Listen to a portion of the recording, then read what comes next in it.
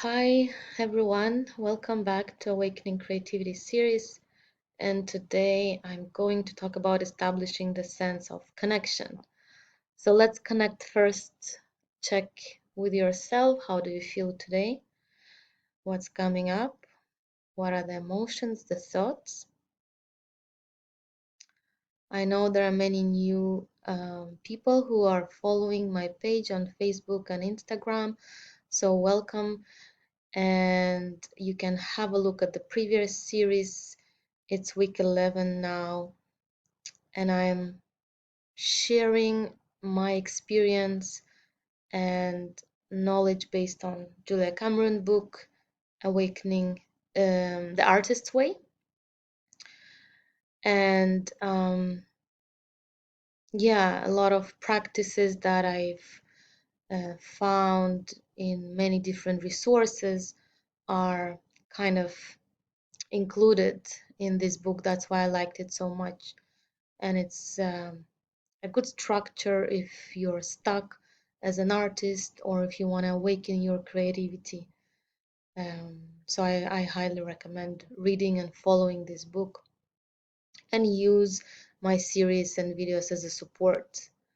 And again, for those who are new, and a reminder for my friends and followers, I am Veronica, and I do offer the one-on-one healing and mentoring program on connecting to your feminine, awakening your creativity, healing your emotional blocks, and limiting beliefs to become the best version of your true self.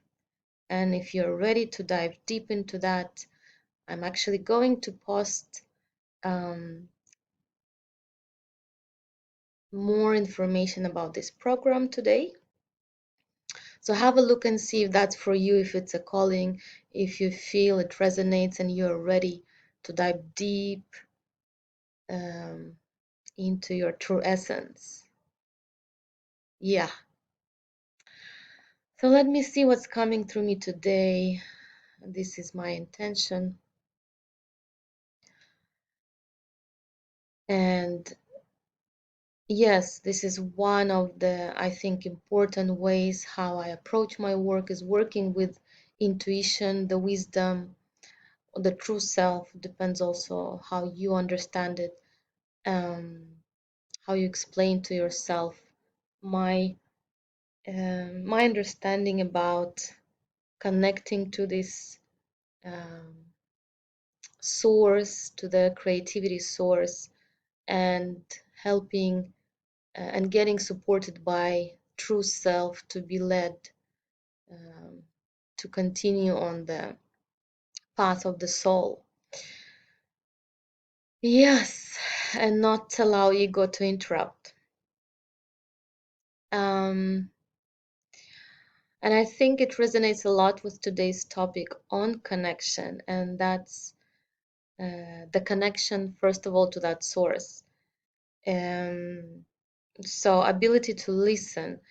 I talked about the journaling and creative dates in the beginning, and those actions are the ones that help us to um, connect um, to the source and listen to it, as it's very subtle. It's not like um, something that you just listen instantly, right? Um, it has to go through all this mind chatter, etc. This voice of true source, of this creative source. Um, Trusting the process and actually accepting the magic. So it's not about seeking to create, it's not about inventing something, right? It's about allowing the source go through you and actually bring it out there.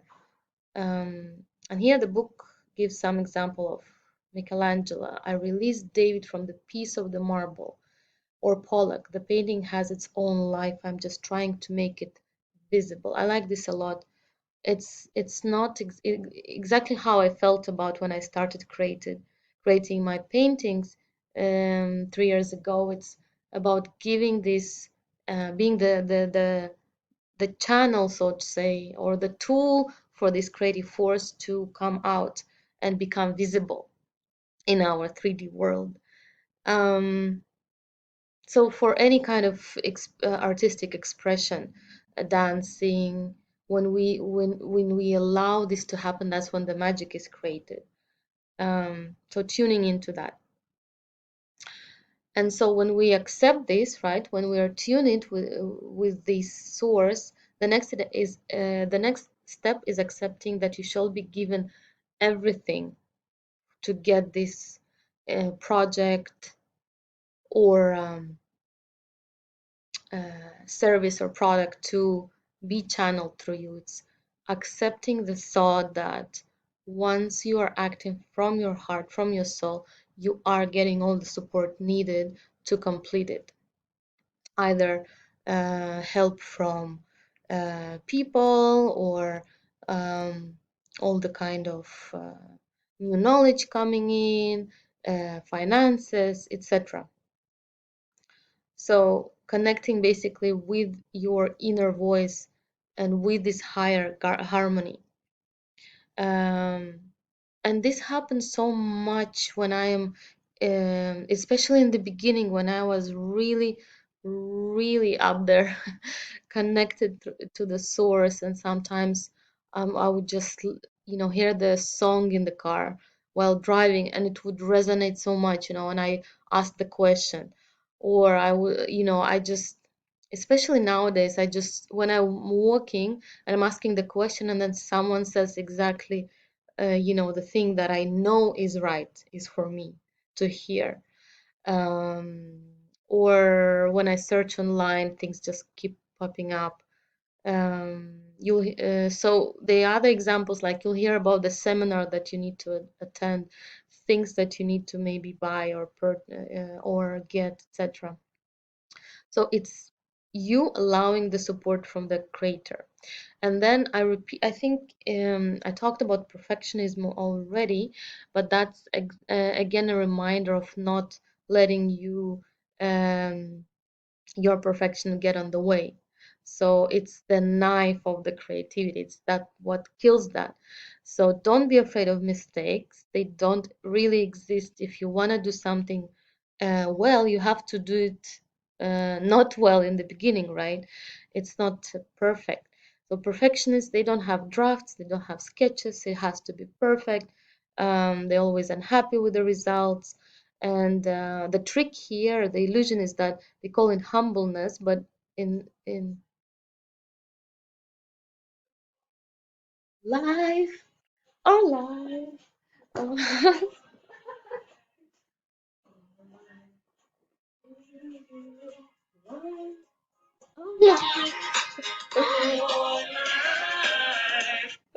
another synchronicity.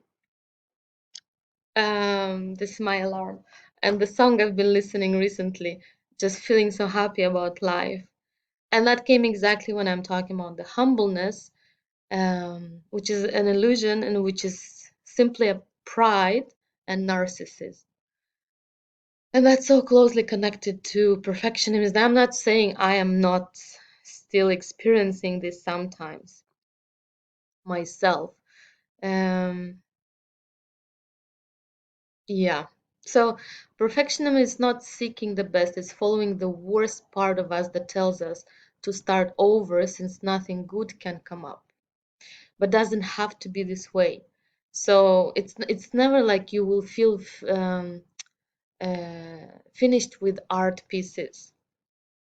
I remember very, very clearly with my PhD, and now I see it as a actually I'll show it here, the piece of art, um, more scientific of course, and I would say more masculine structured, like rigor, less flowy, less creative in a way, but that's that's still a creation. And I remember my professor, Suzanne Hertz, she was saying, you in the end, like, it's you can never feel that you're fully finished with that. Like, it's not that you're gonna be finished. There is no end. You can go on and improve it and improve it and improve it and improve it, but there is a moment when you just gotta decide for yourself, okay, that's where I put the stop. So it's not about being really or feeling finished. It's about feeling, okay, that's when it's done. Um, so here comes the risking part. Um, what would I do? Ask yourself a question. What would I do if I didn't have to do it perfectly? Oh, and I wanted to share this thing I've realized recently. Maybe my story of the spiritual awakening during the last year of my PhD. And this is the present that I got from my supervisors. And just when I now moved into my kind of after 1 year of traveling here and there into my own place, and I unpacked kind of all my things, and I realized this is actually an eagle, and it's a spiritual sign for um, initiation into spiritual awakening. And I just realized that, so I received that sign 3.5 years ago. For me that was again another sign of synchronicity. Sometimes this comes, can come later on. The pieces of the puzzle come together. And so, yeah, risking is the action that you're taking when you're following your heart. So, right, success of our creative awakening depends on our action. And this is a risk, and we usually have an experience of not risking. We refuse the fact that if we want to do something well, again, we first are to make it badly. It's overcoming that I will look stupid, who am I to claim, and my artistic side.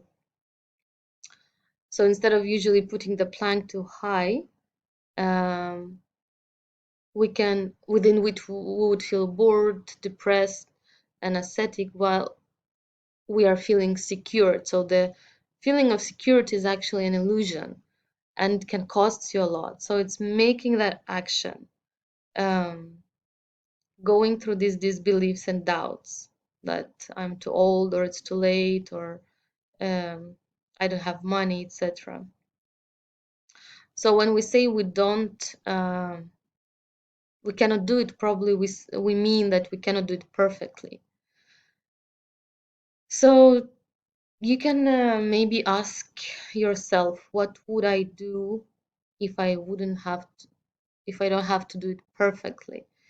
And just list, like color your hair in a different color, do the uh, maybe going on a trip, or skydiving, or going for a meeting you would never ask for with an editor. Anything that's out of your comfort zone. So by risking, we bring out our self-confidence that helps us to overcome any challenge and become successful. And yes, I think I mentioned so many times, I've done so much risking, um, especially in the last year with cosmic card healing. So last topic today is jealousy, and I think it's a very juicy one, and I know it's a very uncomfortable one, but jealousy can actually be a map for you to understand what is it that you want. So it's a roadmap, and you can take a notice of who are you jealous of and what exactly you're jealous of, and start putting the counter actions of, let's say I'm jealous of something having a studio. So what can I do? I can make some space for myself um, to paint, right? Allocate the space. Um, huh. We are done with the timing.